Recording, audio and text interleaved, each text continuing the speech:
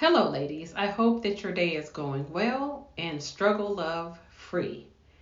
In this video, I want to talk about avoiding triangulation and the sister wife phenomenon.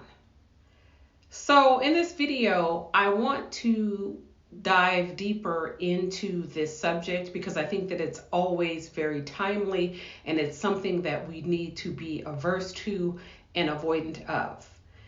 If you haven't already, please go ahead and like the video, subscribe, and hit the notification bell so you'll be notified every time I upload a new video. So there is this common phenomenon that plays out far too often, and it's one that I think needs to be talked about, needs to be addressed, and is one that we need to be aware of so that we are not drawn into this matrix. And we can help to not become entangled and ensnared in the triangulation and in the sister wife phenomenon by making sure that we know our worth, that we know our value, and that we are not acquiescing to substandard relationships. So I was reading an article this week, and it was talking about a singer and how she had been involved with a man who also had another girlfriend, and there was some overlap in the relationship. So there was this back and forth that had been going on for quite a period of time. The women were at each other's necks and may still be to this day. And unfortunately, I had a similar situation that had happened years ago, and it didn't go on for years. It was the triangulation that had occurred where I was dating a man, and unbeknownst to me, he had another girlfriend. And one day she calls me up and she just starts yelling at me, cursing at me over the phone. Now, mind you, I didn't even know who this girl was. So she's going off talking about I'm trying to become involved with her man and I'm trying to get with him and he doesn't want me and I need to leave him alone. And at first I'm just like, who are you even? I don't even know who you are. And so apparently she had read his texts, determined that something was going on, but she decided to deflect all of the responsibility onto me. And this is something that I see as a common recurring theme. A woman will be involved with a man. She will find out that he's cheating, whether he's cheating as a married man or whether he's cheating as a man who has a girlfriend and then has these other women on the side, but he's cheating. But instead of placing accountability with him, first and foremost, the person that she is involved with, she deflects most of the blame onto another woman and makes the woman the villain and the culprit. So that is indeed what happened in the scenario with myself. And so this woman is yelling. Mind you, she calls me, I'm at work. So I take a break. She's calling me at work. I go take this call, go into this room where it was like a meeting room, but it was free, close the door. And so she's going off, she's cursing me out. And there was only so many names I was going to be called. So I said a few choice things. I'm going to keep it real. I said a few choice things at the time, and I believe I ended up hanging up the call because I was like, this is just crazy. So she calls me back later, and we had a discussion, and come to find out, we were both involved with this man. Neither one of us had previously known about each other, and I had never met this woman in my life. I didn't know her from a can of paint. So, and she wouldn't have known me. We never crossed paths before, but we were both involved with this man. And the way that he had explained the situation was that rather than he and I being involved, he painted it as if I was like some stalker or I was chasing him and trying to force him to be in a relationship, which couldn't be any further from the truth. So she wanted to know like different particulars, what have you. She eventually apologized for calling me out of my name and for going off on me when she recognized that he was basically playing both of us. And of course, I had a follow-up conversation with him, let him know how terrible this behavior was and that I wasn't going to be involved in this madness. And that was that. But so often when there is a cheating situation, I see the woman putting all of the energy on the other woman and none on the man.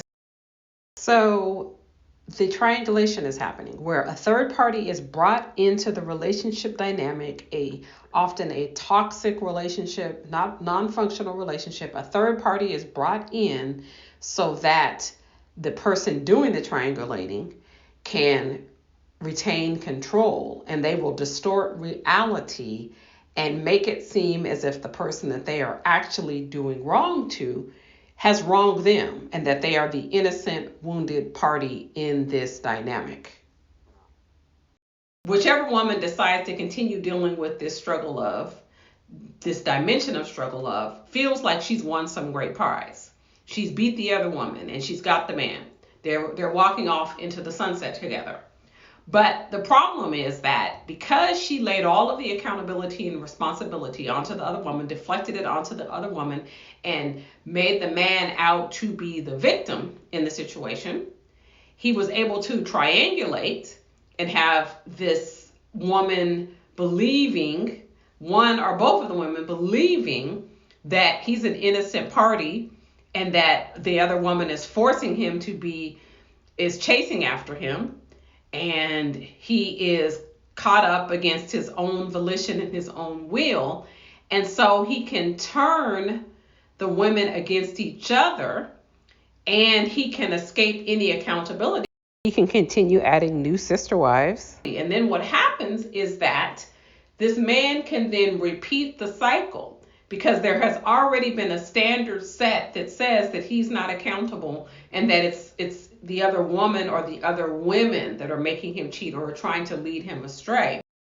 So it's very important as women that we not get caught up in this phenomenon, because you're not going to win any kind of prize when a man is a cheater, when he's not faithful, when there is infidelity, because in all likelihood that pattern will repeat. Now, he may take a pause for a moment. He may be loyal for a moment. He may seemingly be faithful for a moment. But then eventually, in all likelihood, that pattern will be replicated because there was never any consequences or repercussions for his bad behavior. He was not held accountable. He did not have to take responsibility because he was able to manipulate the situation and make the woman feel that the other woman or other women were the ones at fault, with him having no accountability in the situation. Very important that we recognize our worth, that we recognize our value, that our self-esteem has been built up to where we are not settling for a substandard relationship, where we're not settling for infidelity and cheating and non-monogamy and a man who's not loyal and faithful.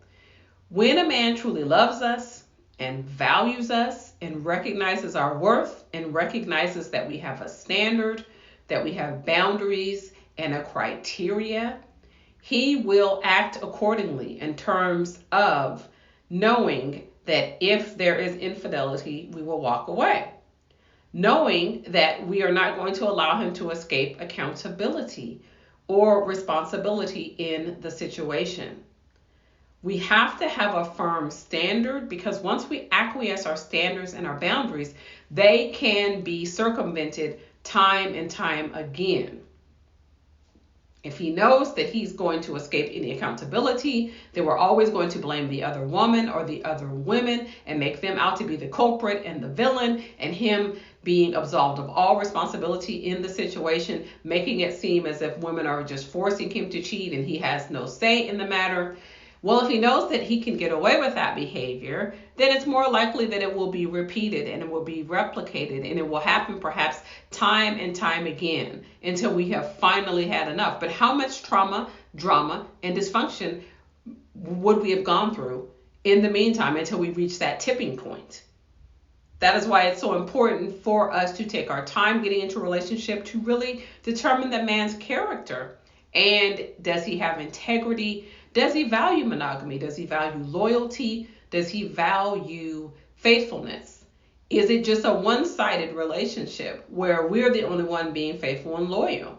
Or does he reciprocate, which would be the optimal relationship? Far better to be single and drama free and free from the triangulation, free from having someone try to force us into a sister wife situation. It's just not worth it. We deserve better than that. We deserve to have a man, each and every one of us deserve to have a man, if we're going to be dating, that is going to be loyal and faithful and monogamous and recognizes our worth and does not feel like he needs to be with multiple women at a time to give him some validation, or to feel like he's a player, or to feel like he can attract lots of women at our expense. Because the price is very high. There's a very high price for acquiescing to these sister wives situationships and in getting triangulated, where a man is cheating and he's able to escape any accountability for that behavior. There's a very high price. We can have every facet of our life negatively impacted by this behavior if we acquiesce to it, from our spiritual to our mental, emotional, physical, and financial health.